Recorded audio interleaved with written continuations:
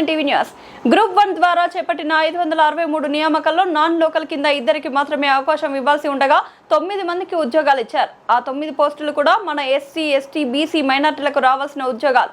ఆ ఉద్యోగాలను బయట రాష్ట్రం వాళ్లకు ఈడబ్ల్యూఎస్ BCD సర్టిఫికెట్లు ఇచ్చి వాళ్లకు కట్టబెట్టారు. ఆ నియామకాలను నిరుద్యోగులు సవాల్ చేస్తే ప్రజల సొమ్ముతో పెద్ద లాయర్లను పెట్టి యువతపై దౌర్జన్యాలకు దిగుతోంది.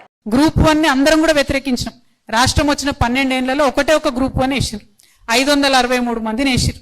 అందులో ఏంది ఈ 5% ఏదైతే అడిషనల్ మెరిట్ కోటా ఉంటుందో అదేదో నాన్ లోకల్ కోటా అన్నట్టు వాస్తవానికి అందులో ఇద్దరికే రావాలి బయట వాళ్ళకు ఉద్యోగాలు. కానీ 9 మందికి ఇచ్చారు. ఆ 9 మందికి ఇవ్వడం కూడా ఇక్కడి ప్రాంతంలో ఉన్న ఎస్సీ, ఎస్టీ, బీసీ, మైనారిటీ మహిళలకు రావాల్సిన ఉద్యోగాలన్నీ కూడా కంప్లీట్గా బయట రాష్ట్రం వాళ్ళని తీసుకొచ్చి BCD సర్టిఫికెట్ ఇచ్చి ఓసీలలో ఈడబ్ల్యూఎస్ సర్టిఫికెట్స్ ఇచ్చి డైరెక్ట్గా రిక్రూట్మెంట్ చేయడం జరిగింది.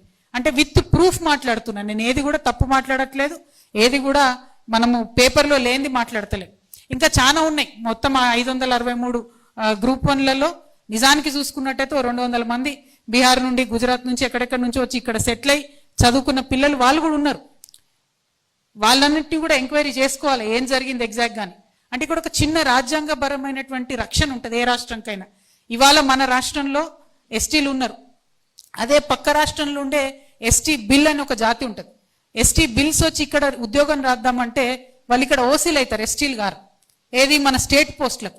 నేషనల్ పోస్ట్కి ఏమవుతుంది వాళ్ళకు ఎస్టీ వర్తిస్తుంది, కానీ స్టేట్ పోస్టులకు మాత్రం వాళ్ళు ఓసీలు అవుతారు.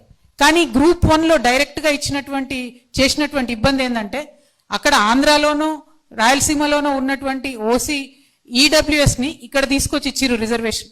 అట్లా ఇవ్వడానికి ఉండదు. అక్కడ BCD ఉంటే ఇక్కడ ఓసీ కావాలి, కానీ వాళ్ళకి తీసుకొచ్చి ఇక్కడ BCDలో ఉద్యోగాలు ఇవ్వడం జరిగింది. అంటే ఓవరాల్గా పక్క రాష్ట్రం వాళ్ళు ఇద్దరికి ఇవ్వాల్సింది 7 మందికి ఇచ్చిండ్రు, 9 మందికి అదనంగా ఇచ్చిండ్రు. అంటే ఈ అన్యాయం జరుగుతుంది అని పదే చెప్తున్నా కూడా కోర్టులలో పెద్ద లాయర్లను పెట్టుకొని ప్రభుత్వం మొత్తం యువత మీద కూడా దౌర్జన్యం చేస్తూ ఉన్నది. పాపం గ్రూప్ 1 మిత్రులు కొట్లాడినరు, సుప్రీంకోర్టు దాకా పోయినరు.